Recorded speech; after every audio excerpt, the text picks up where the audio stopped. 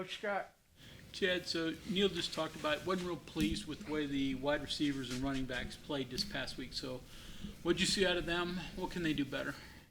Make people miss and break tackles, get yards out the contact, have some explosive plays on top of it. Those are things we talk about. There's talent equal your production. Those are 4 ways you produce as a guy with the ball in his hands. You make miss, break tackles, get yards out the contact, or explosive plays. So we got to do a better job of getting yards beyond what the guys up front block. Can you do that in a week? Absolutely, and we've done it. We've done it. We've done it all the time. They just, they got to do a great job of, just got to be consistent. We've done it. We've been doing that consistently over the past couple of years, and CJ had a great, phenomenal run in the first half where he got 10 yards out the contact. That's what he's capable of. You got to play that way all the time. Got to be consistent. So it's more about challenging than it is practicing it. Yeah. Is there a sense of pride in an offense being able to win these ugly games? It really is, because honestly in the past, we've done a good job, sadly, of finding a way not to win those games in the past, right? And honestly, when I always look at it as if when good teams come together at times when you get these games like this, they're not always pretty and they're ugly, but you find a way to come out on top. And like I say, in the past, we've done too good of a job finding ways to not come out on top in those games. So to see the guys rally around and, play good, not necessarily complimentary football, but just do a great job backing each other, offense, defense, special teams, and to be able to come out with a win was a great thing to see for us. What do you think caused CJ maybe to struggle a little bit in the second half against Texas Tech? Yeah, he didn't, and he's like he said, get out to a good start. That first drive, I think it was first, second drive. Get out to a good start. He just got to keep it going. He's got to keep it going. There's no excuses. He got to keep it going. Get out to a great start. Got to keep it going. I got to do a great job of keeping him going. But with those guys up front, it's a great offense line up front. It all starts with those guys, and the way those guys are blocking, there's no reason not to be able to go out there and play an elite level all the time. Is that maybe another step for him in the process of learning how to be a running back? He's now fighting through that deal of carries accumulating, physical game after physical game, all that stuff's received. It really is. It's learning. It's a learning deal for him.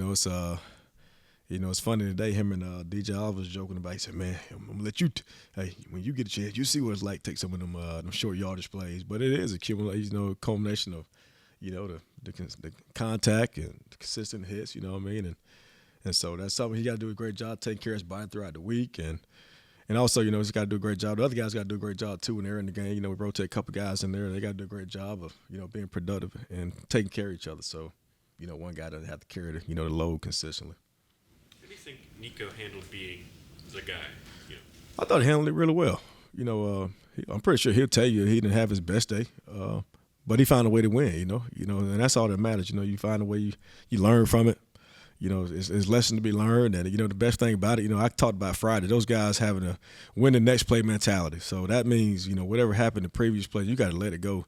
And then we got to play the next play. And regardless of the outcome of the previous play, whether it was good or bad for him, I thought he came out the next play and had a, clear mindset and went out and had a win the next play mentality. And so I thought he did a good job of, in the end, helping us win that ball game. Has he got enough of a sample size with the playing the vast majority of the Pitt game and then winning the Texas Tech game where you start to feel more comfortable, giving him a little bit more than just, manage things, rely on the guys around you? Is he getting to that point? He is, because, we went into the game plan. I said this to you guys last week, the previous 2 times where he played a significant amount of time, were both times where he had no idea it was going to happen with Garrett injury in the last game of the year last year and the other game the other day. But this was the first time where he had an entire week to prepare for it. He knew he was going to start and knew he was going to be the guy. I thought he handled it really well. But then there was times in games where guys didn't make plays for him. We didn't make plays at the running back spot for him. We didn't make plays at the receiver spot for him. And, and they guys responded and they did really well. And times we got behind the chains or, we didn't execute as well. And then we kind of had to stray off game plan a little bit and, do some things that can allow us to get a, favorable down situation or get the first down. And he didn't fret, man. He handled it really well and went out there and made plays. And I thought at times he did a good job making good decisions where he pulled the ball down and ran, extended the play, and gave us another opportunity to snap the ball again. Cole's got a touchdown in the red zone 2 weeks in a row. What have the tight ends meant to the red zone success? Huge, man, huge.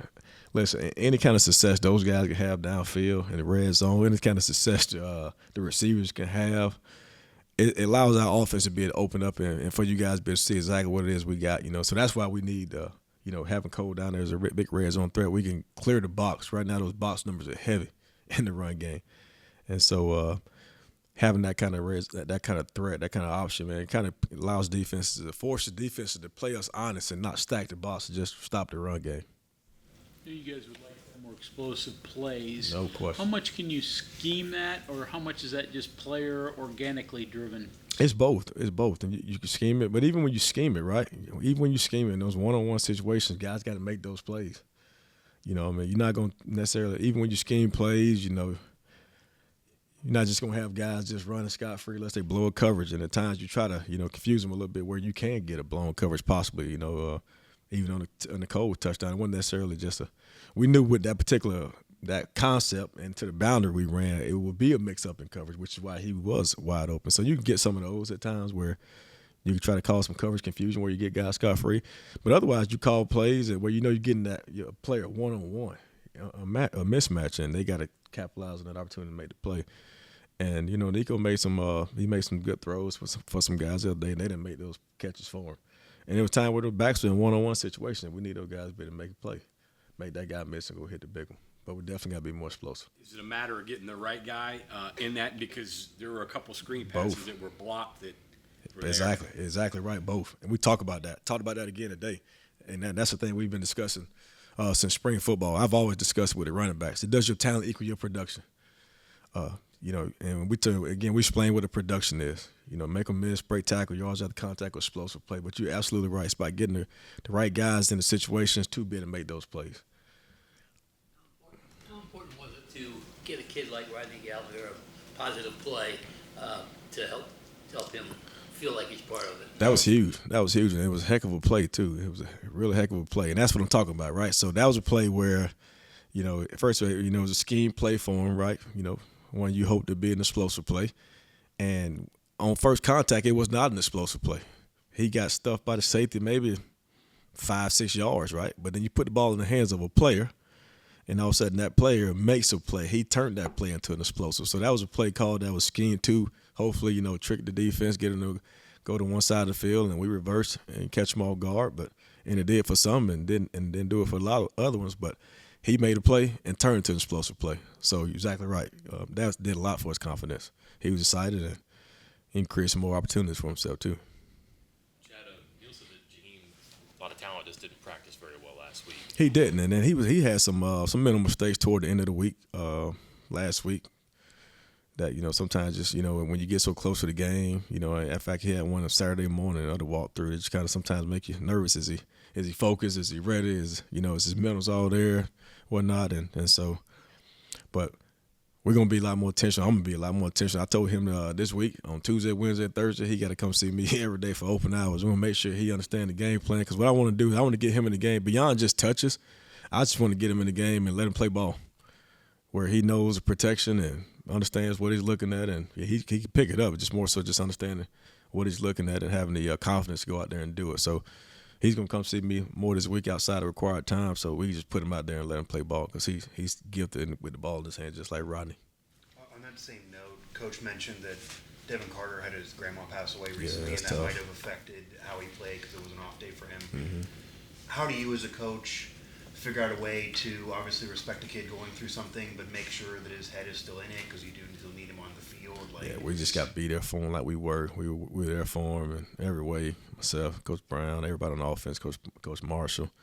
We just got to be there for him. That stuff happens at time. That's tough. We got. You think it got to him a little bit? Oh, absolutely. And he was emotional on the sideline, and I think Coach Marshall took him out at that particular time where he got emotional about it. So he did the right thing, getting him out of there. I ask you, are you aware that you've won 5 of your last 7 games going back to last year? I'm not aware of that. I am now. So 5 of the last 7. 5 of the last 7. Your starting center wasn't aware of that. I think that's kind of slipped by. And you beat Oklahoma during that stretch. You beat Oklahoma State during that stretch. You played Penn State. So you're not like playing a bunch of soft teams. No, we're not. And I tell you, and probably because we don't remember that, we'll talk about, man, playing the next game. The most important game is the one that's ahead of us, and that's probably why we don't remember. We do remember that we taking care of these 3 home games at home and got 3 tough, really good wins for us that, put us in a good position moving forward.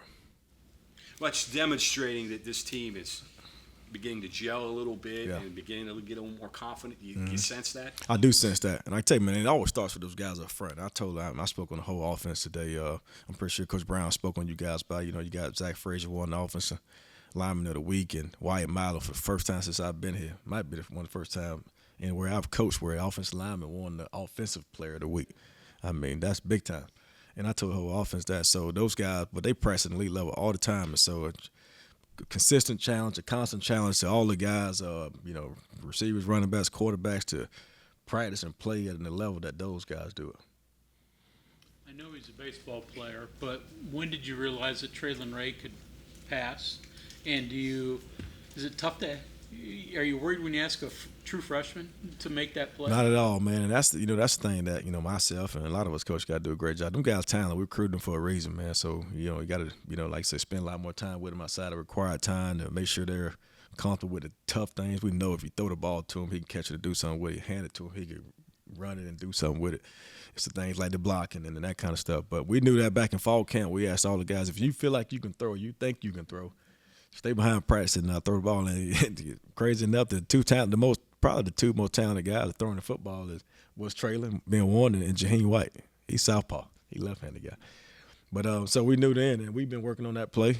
Called it Denver because Cole's from Colorado. Glad it worked out. I hate that happened to him, how he got tackled and whatnot. But we knew back in fall camp. If it had been a helicopter coming out there, that would have been it, though, right? Oh, man, no doubt. I'm glad that didn't happen. Find a few guys that just can't throw it all. Sometimes that happens in the games. Yeah. Yeah. Okay, anything else for Coach Scott? Thanks. All right. Thank you all. very much.